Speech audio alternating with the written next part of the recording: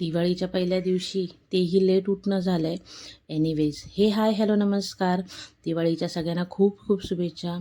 Late उठणं का झालं माहिती आहे? कारण की रात्री फटाकेच एवढे फोडत होते ना सगळीजणं की झोपायला लेट झालं होतं. फटाफट दिवाळीच्या रिच्युअल्स करून घेतल्या. उठणं, अभ्यंगस्नान झालं. त्याच्यानंतर मस्त बाप्पाला नैवेद्य दाखवला आणि नंतर आम्हीही फळाहार करून घेतला. दुपारची जेवणं आटपली होती आणि त्यानंतर कंटिन्यूज माझ्या ऑनलाईन फीडवरती एक व्हिडिओ सारखा येत होता, तो म्हणजे रेडी रांगोळी कशी बनवतात. सो म्हटलं आपणही ट्राय करूया, येतं आहे का, बनतं आहे का बघूया. सो घाट घातला होता आणि पहिला घाट सक्सेसफुली झाला होता.